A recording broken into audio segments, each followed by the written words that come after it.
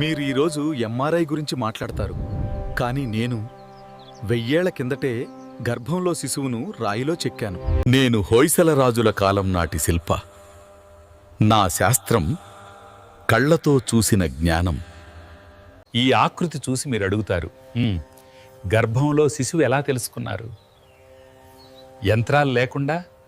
మాకు గర్భం అంటే అంతరిక్షం కాదు, సృష్టి మొదలయ్యే స్థలం.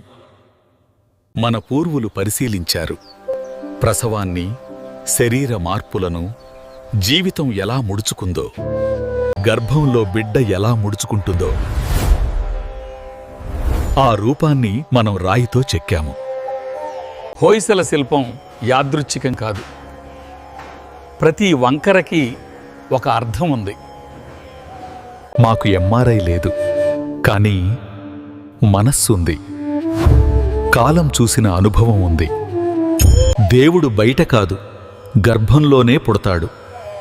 అందుకే ఆలయం కూడా గర్భమే. మీరు యంత్రాలతో చూస్తున్నారు, మేము జ్ఞానంతో చూశాం.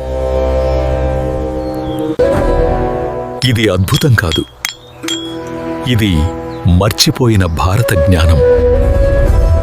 రాయి మాట్లాడితే చరిత్ర కాదు, సత్యం వినిపిస్తుంది.